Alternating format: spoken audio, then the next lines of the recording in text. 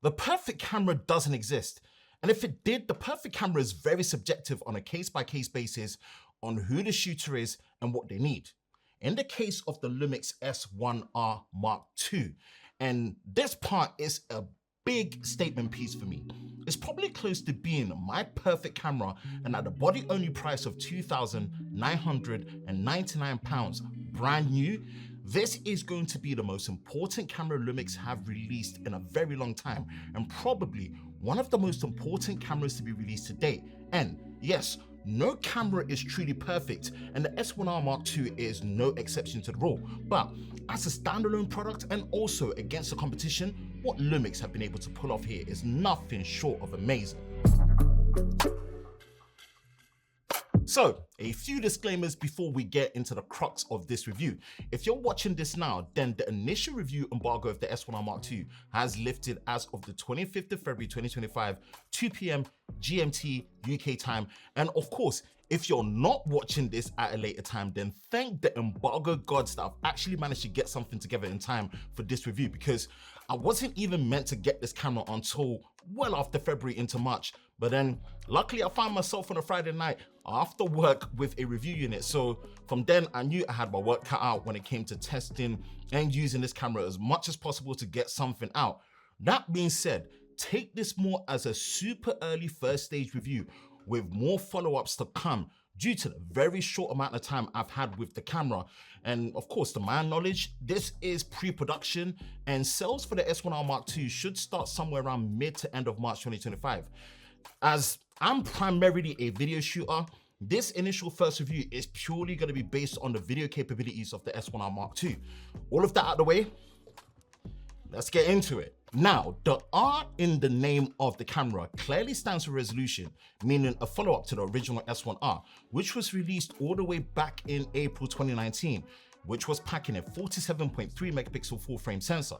What we now have is a brand new 44.3 megapixel full frame 3x2 aspect ratio BSI sensor with no optical low pass filter using Lumix's latest processing tech, with support for things like 177 megapixel high resolution photo mode, a 40 FPS blackout free burst shooting with AFC and AFS, real-time LUT support, and depending on the picture profile, a starting base ISO of 80 up to 51,200 or 40 to 102,400 in extended mode. The big thing here with the S1R2 for video is that this is Lumix's first camera to offer a true full frame shooting experience in basically all the shooting modes with no mandatory crops applied without your knowledge or control, and also their first full frame 8K video recording mirrorless hybrid camera. Okay, for the recorder modes between resolutions, frame rates, codecs, data rates,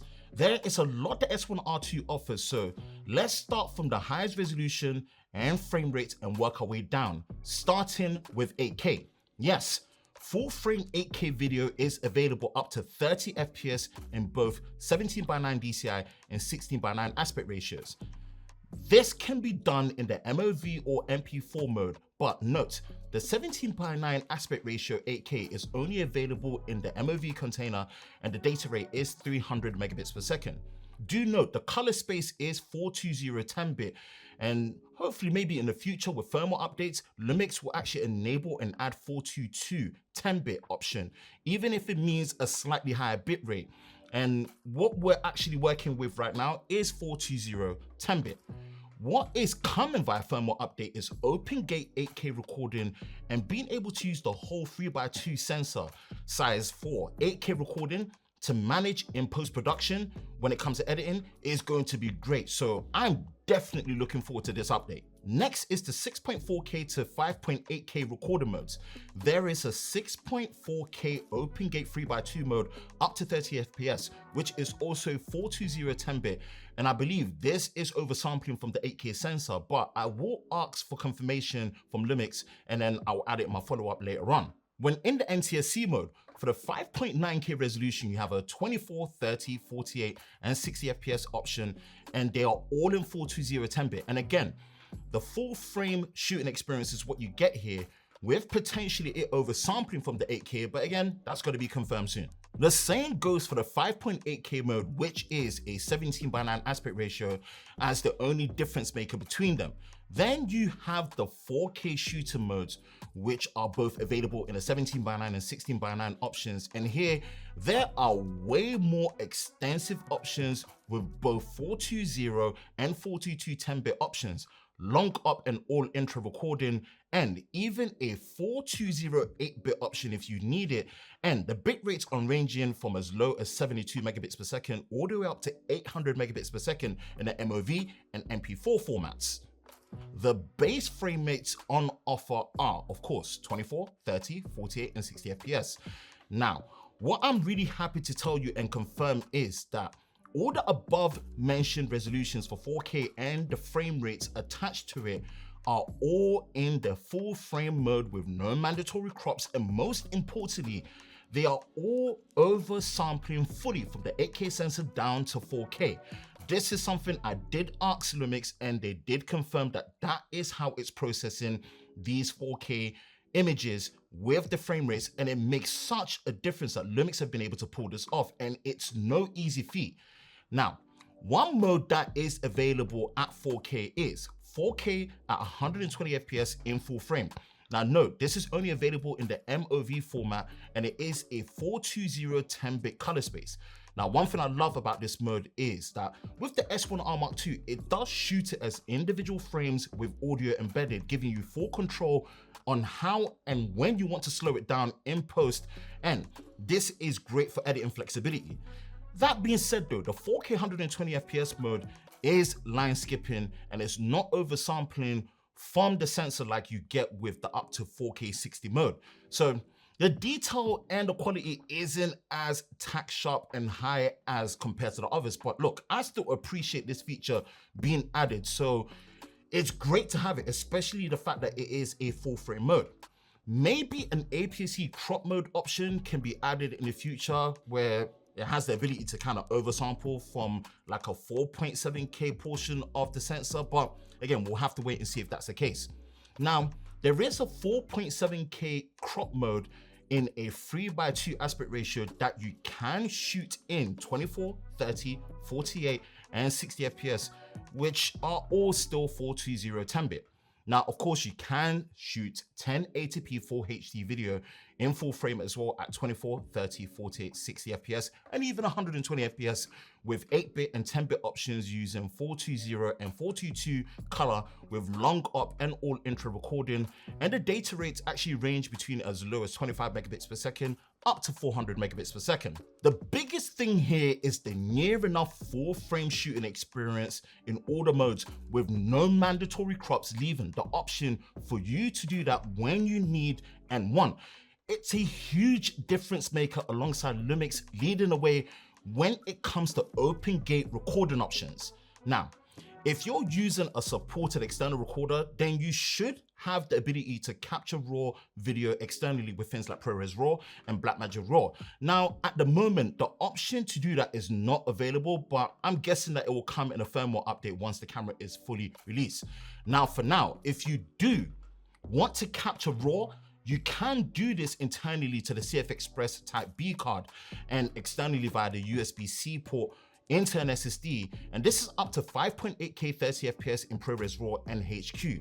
Mind you, this codec only really works properly in Final Cut and to some extent in Premiere Pro. Now, I mainly use Premiere Pro and DaVinci Resolve, so at least I do have Premiere Pro to fall back on, but Resolve is out of the questions when it comes to ProRes RAW.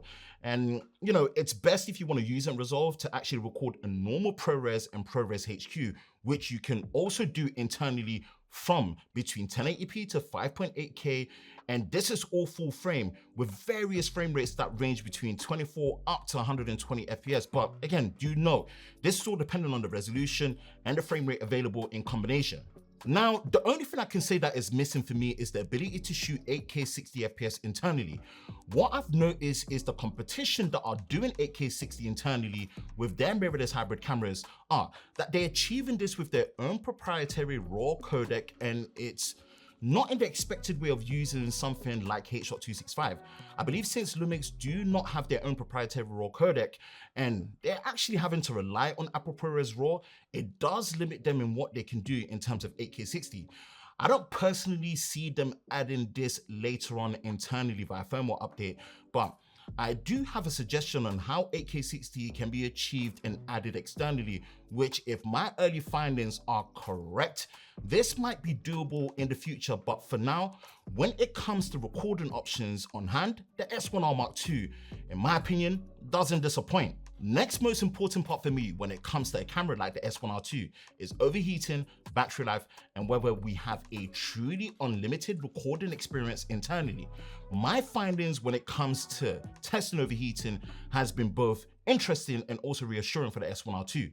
Again, back to my original disclaimer that I've only had this for a very short amount of time, and testing battery life, overheating, and recording times is a very long and tiring process, especially when you have to consider the time, storage, and all the different recording options available at hand. So take the testing parameters for what I have and the limited time that I've been using it, with a grain of salt. And even with that, I still think this is going to be a useful indication of what to expect. To clear things up, the S1R2 is using the same BLK22 battery, which is rated at 2200 milliamps, and it's the same battery used in the S9, S5 II series cameras, and the S5. So that makes life a lot easier. Now, the first overheating test was done on the Friday night after receiving the camera, unboxing it, and setting it up as quickly as possible. The camera had a fully charged battery, and I was also given the camera continuous power over USB-C power delivery. I then took it a step further by recording externally via HDMI to the Ninja Ultra using the H.265 LQ mode in 4K using a high-speed HDMI 2.1 cable and the official dummy battery for the Ninja Ultra, all being recorded into the Atom X drive 1TB SATA drive.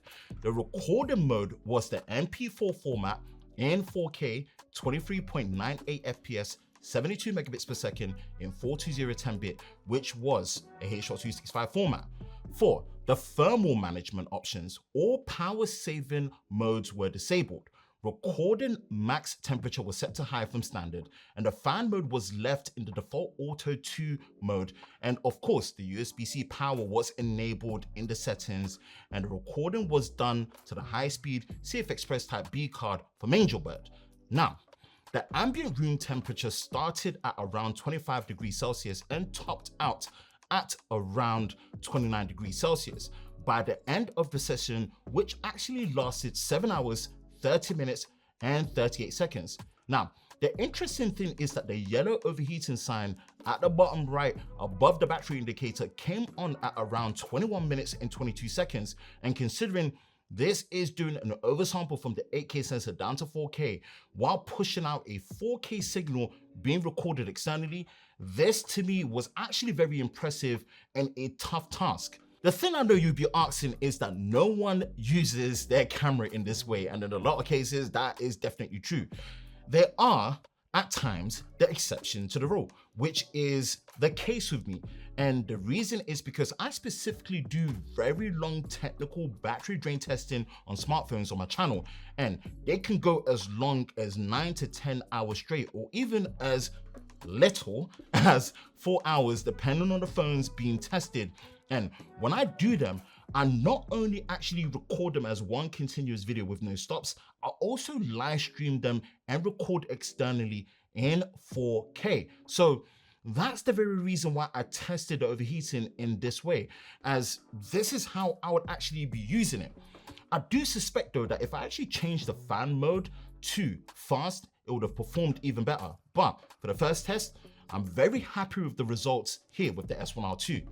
Now, the following day was more of a battery test, right? In terms of the runtime, I kept the thermal management and the fan settings the same, which is of course in an Auto 2 mode and set to the higher threshold. And the recording is still the same, 4K, 23.98 FPS, MP4 format at 72 megabits per second internally to the CF Express Type B card. And the average ambient temperature of the room was around 22 degrees C, and it lasted 1 hour, 15 minutes, and 16 seconds until the battery died with no overheating warning, which, I was very pleased with, Running the test back the second time, but now in 4K 60 FPS using an MP4 format in 10-bit at 100 megabits per second internally to the CF Express Type B card, and the camera lasted 31 minutes and 56 seconds with about 2 bars left on the battery indicator before it stopped due to overheating. Now the overheating sign actually showed up at around 20 minutes and 50 seconds, and again, the ambient temperature of the room was around 23.4 degrees Celsius. For the next test, we moved up to the 8K 23.98 FPS mode using an MP4 format in 10-bit 420 at 300 megabits per second internally to the CF Express Type B card. I then changed the fan setting to fast instead of leaving it in the Auto 2 mode to see if it would actually perform better. And when I tested it, it lasted 1 hour, 3 minutes and 40 seconds until the battery died with no overheating warning. The next test, we ran this again in 4K 60 FPS mode in the MP4 format in 10-bit 100 megabits per second 420 to the CF Express Type B card, back again to see, can we get a better performance if we set the fan to fast? And of course, the max temperature threshold to high, and it lasted 57 minutes and 45 seconds before the camera actually shut down due to overheating. Here's what's actually interesting though. 2 things I noticed. The overheating sign actually came on at around 37 minutes and 44 seconds. And by the time the camera actually shut down due to overheating, the battery was basically flashing, showing that it was empty and exhausted. So that's something that you have to take into consideration. And remember, this is oversampling from 8K down to 4K. So it's very interesting the performance that we're getting here. Maybe Lumix might want to consider a non-oversampled mode option that uses a high quality pixel binning or line skipping technique that gives longer battery life when it comes to the runtime and also produces less heat that is much more manageable. But again, that's a suggestion and things could easily improve by the final hardware and firmware. That being said, the body of the camera was not all that hot to the touch, and it did cool down very quickly to start shooting again. That being said, I had time for one more final overheating test, and this again was done in the 4K 23.98 FPS recorder mode in the MP4 format at 72 megabits per second internally to the CF Express Type B card. But this time, there was no external recording via HDMI. The camera had a fully charged battery with continuous power over USB-C power delivery, and most importantly, the fan mode was set to fast, and of course the max recording temperature in the high mode. Now, good news is that the camera lasted well beyond the 9-hour mark with no sign of overheating at all. And I personally had to stop because I started doing this particular test at 3 AM in the morning and it was now midday and I needed to actually start testing other parts of the camera and with the very limited time I had. So this is a very good result for the S1R Mark II. Okay, we've clocked in 9 hours beyond. This is in the MP4 mode, and that's the 4K UHD 23.98 frames a second, which I believe it is doing an oversample from the 8K sensor down to 4K, which is impressive. Showed you all the settings from the beginning, which is of course the fan in the fast mode, temperature mode in high, up from the standard. We've moved the LCD screen back. Now I'm gonna stop it because it is 12 o'clock, right? And it's Sunday. I still need to go out there and try and, get some samples of image quality as well as indoors. So I'm gonna stop it and say indefinitely in this particular mode, you're not gonna have any issues when it comes to overheating. And that's with the power delivery in. It's pulling like around a maximum of 13.5 watts while it's recording with a full battery. Let's touch it. The body is actually well controlled when it comes to temperature. So yeah, that is that. I know overheating can be a rabbit hole of testing, and yes, everyone that's actually going to be testing and choosing to do it their way is all going to be different when it comes to the results based on the environment and what they're working with. But for now, with what I've got, this is great result for the S1R Mark II, and I hope it helps. Right, now let's move over to the body design and ergonomics of the S1R Mark II. And again, this is going to be a massive statement piece for me personally, but the S1R Mark II probably has the best overall mirrorless hybrid camera body I've used so far. It's mainly thanks to the 4-axis tilt and 3-angle monitor and the much more refined and improved body design. And this type of monitor is going forward going to be the bare minimum standard when it comes to how a semi-professional to professional hybrid mirrorless camera body that shoots both video and photo very well, because this is truly the best of both worlds. Now, if you're actually operating behind the camera or on a tripod, or especially when you're using it handheld, then having the display being able to tilt while staying centered is always the best way, rather than it actually being flipped out to the left.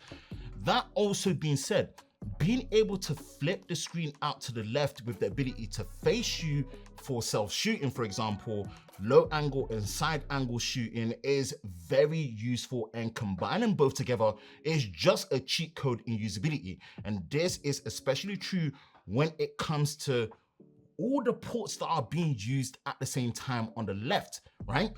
Other than that, the reasons that I've given, this is why it's especially personally useful to me, is when I actually mount my camera on my top-down rig and I have things like the USB-C power in and HDMI out going to a TV or external monitor. Whereas on other cameras, when I do this, my range of motion on the monitor is pretty much non-existent. And it's pretty much something that is quite frustrating. When you're looking at it from the top down, you don't get the visibility. But with the S1R Mark II, this fixes the issue, and I just love it. And honestly, I can't go back from a monitor design like this. Now, the electronic viewfinder EVF is also improved at 5.76 billion dots using OLED. And although it's not the highest I've seen at 9.44, it's still a welcome improvement. Now, there is a new rotating switch at the top left of the camera that allows you to change between the photo, video, and SNQ mode very quickly and conveniently, which is something I like a lot. Both shooting dials at the top do have a locking mechanism as well. Now, the rotating dial at the top right, which by default is set to change shutter speed or shutter angle, still doesn't have a locking mechanism. But you know, this is something you can do in software, but I usually enable things like synchro scan options so that if I do hit it by accident, it just changes in small amounts. Now, you've got tally lights at the front and the back, which is great to see, and the ability to still have the red box on the screen so that you can see when you're recording. There's also a red button at the front by default, which is set to record video, and everything else is right at home from what you've actually been used to when it comes to cameras like the S5 IIX and S5 II. When it comes to the joystick placement and the feel of it, the scroll wheel at the back, the menu/set button, and also things like a dedicated back button as well. There is also a lock switch on the top left at the back of the camera as well. Ports wise, on the left, you have a full-size HDMI port, a USB-C port, and a 3.5mm mic port that supports power and line input for audio, and also a headphone port for monitoring audio. I do wish Lumix did find a way to add an additional USB-C port, and this is more for the case where one or both can be used for external recording to the SSD and the other to power over USB-C. I know most of you will actually say that, hey, if you actually want continuous power, then use the dummy battery if you want continuous power, which is true. But for any reason, if the dummy battery gets unplugged from the mains or there is a power cut, then the whole camera shuts off. Whereas using USB-C charging, what that basically means is that the internal battery is the power backup if the USB-C cable gets unplugged or removed in any way from the camera still actually remains on. So that is still the preferred method for me. Speaking of the HDMI port, I did ask Lumix if this was of the HDMI 2.1 spec at 48 gigabits per second bandwidth or HDMI 2.0 at 18 gigabits per second bandwidth, and I'm yet to have a reply. So I will update when I do, but I did go ahead and do some testing of my own. And within the camera HDMI output settings, I actually noticed that there is a 4K 120 and 8K output mode. Now, when you enable this feature, it does say that you can't record internally, but When I did, I was actually able to use a high-speed HDMI 2.1 cable to my LG C1 OLED TV, which is fully HDMI 2.1 compliant at 120 Hz at 4K. And it did indicate that it was actually picking up a full 4K 120 Hz signal on the TV. And that is actually very promising for external 4K 120 FPS capture and even potentially 8K up to 60 FPS capture for future external recorders that support it. And I think secretly, this might be Panasonic's secret trump card for enabling 8K 60 on the S1R Mark II externally when the chance arises and the technology is available. Now, ergonomically, the camera feels great and the layout of the buttons for navigating just makes so much sense. And compared to other cameras I've used, this is practically the same size and weight as the S5 IIX and with a much deeper and better grip. I love the red accents around the camera and the design overall is just really good. It's pretty much my favorite hybrid body design for a camera. Outstanding job here, Lumix. And this also being freeze, dust and splash resistant with a solid magnesium alloy body design. It's really confidence inspiring when it comes to how good the body is. And actually, one last mention is the new shutter closing function, which actually, this is something you have to enable because it is off by default. It actually allows the camera to close the shutter when it's turned off, and this will actually allow dust not to get in, which is great to see. It's using a carbon fiber mechanism as well. So this is a nice quality of life feature, and I'm glad to see it here as well. Now, the S1R Mark II is using dual card slots with one CF Express Type B card and one SD card slot that does have UHS 2 speeds, using things like up to V90, which is great and excellent for options like dual recording and redundant recordings with proxies. Now, I didn't actually have too much time to test these features when it came to things like redundant recording and proxies, but based on Lumix's track record, right, this should be working well and it should be well improved, and I trust that it should be in good condition to work great. Now let's touch on the image quality quickly because my time outright testing this for video was very limited, so here are my thoughts on it so far. Lumix have actually rated the S1R Mark II to have 14 plus stops of dynamic range, and this is of course in a full vlog profile.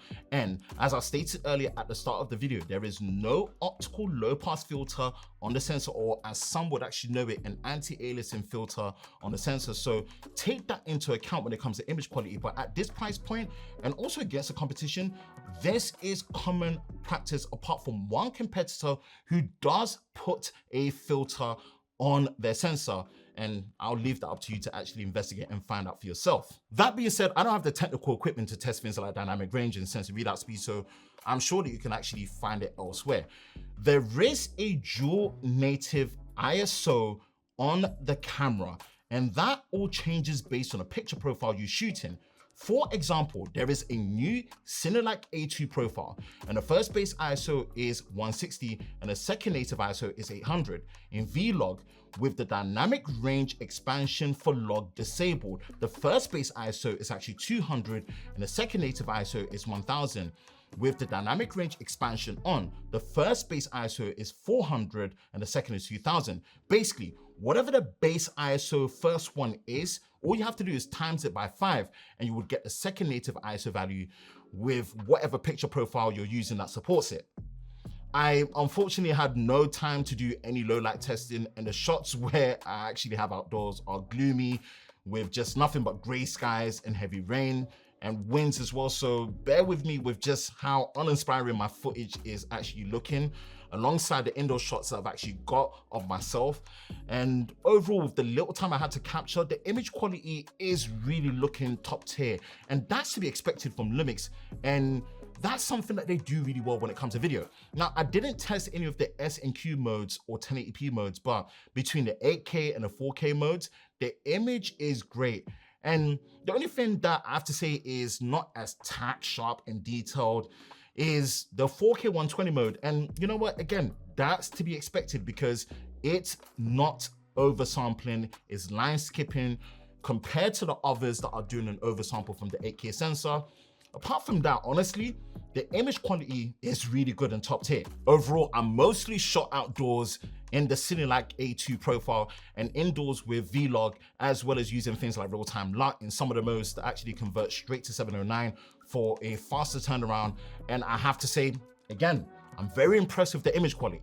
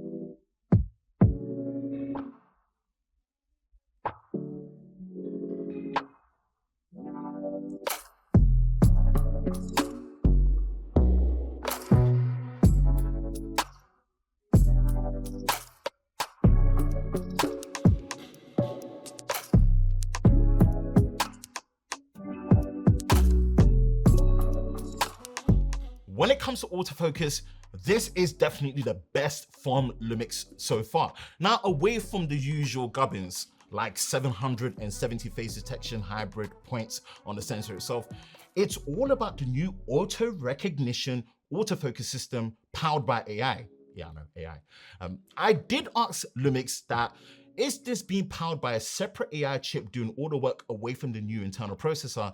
And they wouldn't actually disclose it. So your guess is as good as mine here. And this is all that we have in terms of the information. And I have to say, it's working great since I've been using it for video. I will need a bit more time with it in the real world over the coming weeks and months, of course, to really see how well it works in a lot of situations, as well as when I start using it for photo. But so far, this is just Lumix in their stride when it comes to autofocus. And I think this will be more than usable for most people, and a lot of people are not gonna have any complaints. And it matches up well to the competition now. Video stabilization. And it's safe to say that Lumix are subjectively and in a lot of ways objectively the best in the business when it comes to full frame sensor video and also photo stabilization. And the S1R Mark II takes what we know and love to a new level and continues to put Lumix in a league of their own. Lumix are actually rating this camera at 7 and 8 stops in between for stabilization. And this is all based on things like the lens and the shooter mode combination. But the thing that excited me the most was the new cropless E-stabilization option for video, which basically adds no additional crop to the frame, and it sits below the standard and high E-stabilization modes, and the results compared to when the E-stabilization is completely off and even when the IBIS is completely off is just impressive. Now, I did some outdoor vlogging tests with the official 18mm f1.8 prime lens from Lumix. So take a look for yourself and let me know what you think. Okay, we are now recording in 4K 24 FPS, and with all the settings that we have, we're doing this on the 18mm f1.8 Lumix L lens prime, and this is with the video stabilization completely turned off. We're gonna go through the modes where the IBIS is on, then we're gonna try the new cropless mode, as well as the standard and the high for the electronic stabilization. So yeah, let's just go through the motion this is how it looks. We're gonna try and do the same kind of standard walking motion to see how the field of view changes and the stabilization is. Yes, we're now still in the 4K 24 FPS mode, or 23.98 4210-bit MOV. We've now turned on the video IBIS. So the IBIS is now on, and we're just seeing how image quality wise, the stabilization improves as we're going along. Same walking motion, just standard looking at it. And this is the 18mm f1.8. Still in the same recorder mode, what we've now done is enabled the Boost IS video mode. This really is meant for handheld situations where you're kind of fixed in a handheld position, but we're just gonna turn this on before we go into the new cropless mode to see if it helps it in any way with the IBIS now on. Same walking motion, and we're just seeing how the stabilization performs. We're still in the same recorder mode, 4K 23.98 4210-bit MOV, long GOP. We've now enabled the new cropless mode. Now, it's very, very interesting how Panasonic with the Lumix S1R Mark II have been able to pull this off. Basically no crop, and it's able to just improve stabilization as we go. This is fantastic to see. So we're just gonna compare the difference to see how the image quality is like, and especially the stabilization performance in this cropless mode. Okay, so we've now enabled the standard electronic image stabilization mode. You will see a slight crop in the field of view alongside the internal IBIS, which should see a much, much better performance when it comes to the stabilization now. Slight crop to the field of view. This is an 18mm lens, so we've got room. And with the tripod in the hand, this is what I'm working with. So yeah. And last but not the least, this is the high setting for the electronic image stabilization mode. You should see a much heavier crop, but because this is 18mm, at arm's distance, we're still getting a decent field of view, and the stabilization should be even more rock solid. Hopefully there isn't too many artifacting, but yeah, from past experience, Panasonic have really dialed this in, and it should be even better with the S1R too. As always, more testing is needed for my follow-up, but yet again, Lumix have outdone themselves when it comes to stabilization, and they are still class leading when it comes to this section. Now, to save this initial review being even longer than it is, when it comes to the video software features, it will be a quick glance of what is new to the S1R Mark II, with the assumption that everything else that is there from what we know from cameras like the S5X2, they're actually either the same or better improved in the usability and the feature set. There's now support for the Lumix Lab application, which was first found on the Lumix S9 and has been updated to support transfer for the standard MP4 format, which was previously just limited to the MP4 Lite, which is great to see.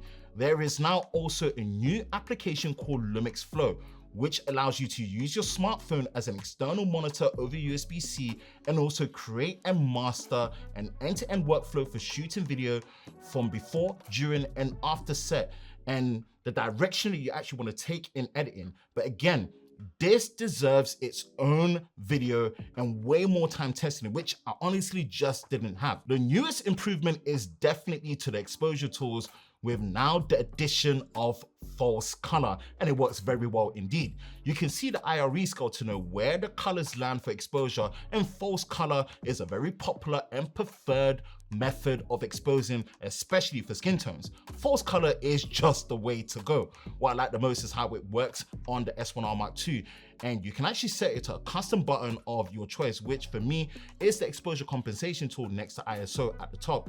And when you're actually recording, you can turn it on and off, and this is great flexibility when using false color. There is now Capture One software support with tethering, and also Frame.io workflow for uploads with proxies for remote editing and more. Overall, there is a lot to unpack here when it comes to the software features that are now available for the S1R Mark II and how they've been improved and added, and the ones that are actually there already, which is great to see with all these new features and the improvements improvements, so there's going to be more updates in future videos as well. Now, not everything is absolute sunshine and rainbows, even with how impressed I am with the S1R Mark II. Although I've mentioned some quirks and things I actually would love to see improved with updates or on a Mark III version of this camera in the next 5 or 6 years or so. Here are some extra usability quirks I picked up on the way, and also some good things that really make me absolutely love the usability of the S1R Mark II. Yes, it does have a true unlimited recording internal experience, but it does break up the files at around 3 hours and 4 minutes as individual files. So it's not the end of the world, and there doesn't seem to be any drop frames or gaps in audio, but that is just something to consider. Now, speaking of recording, at a quick glance, it does look like any of the recording modes above 4K resolution do not give you the option to actually do proxy recording to the second card.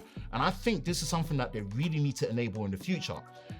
Now, rolling shutter, it's still visible with this camera. And as stated, although I don't have the technical equipment to actually test sensor readout speeds, it's something that I noticed when doing a little panning test, and it does make sense. This BSI sensor being used is not using any features like a fully stacked or partially stacked sensor like we've been seeing with what the competition brands. So just bear that in mind when using an S1R Mark II. There's also no support for UVC webcam control for a simple plug in and play over USB-C. But you still can do a clean HDMI output into a capture card if you want to use the S1R Mark II as a higher quality webcam.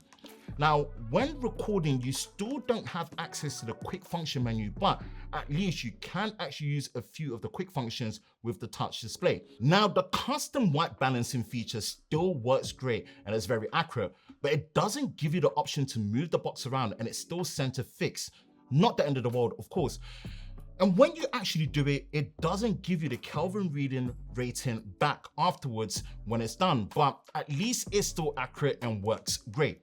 Also, I hope they do add the MP4 Lite mode for low bitrate 4K recording as soon as possible, just like what you had on the S9 and recently updated to the S5IIX and S5 II. At the current moment, I can't really think of any more quirks that I run into, but I will add some honorable mentions for just how good and usable of a camera for video the S1R Mark II is. First is the external monitoring options, and I have to say Lumix, next to maybe one other or probably 2 other manufacturers, handles and has the best features and usability for external monitoring.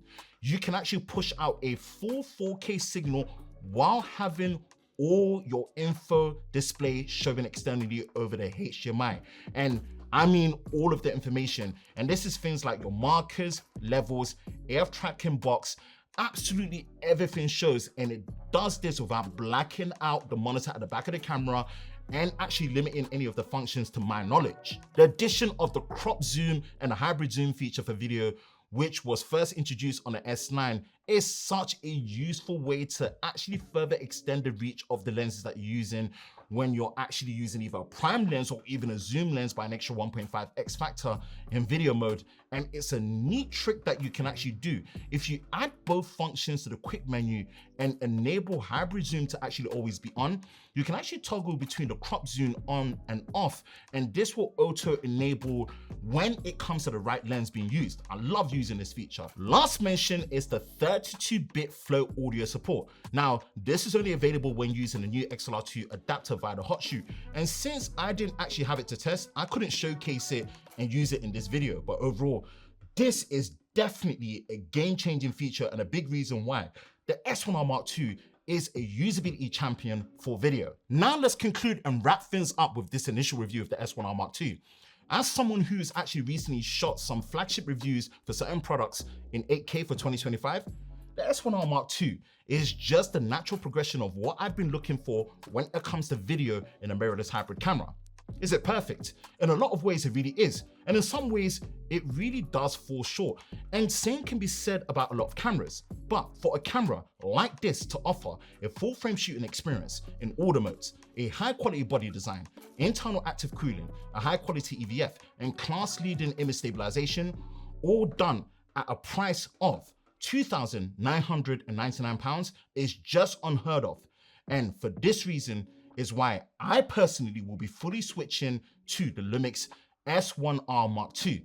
It's now my favorite hybrid mirrorless camera for video, and the usability of it at this price point absolutely makes it worthwhile.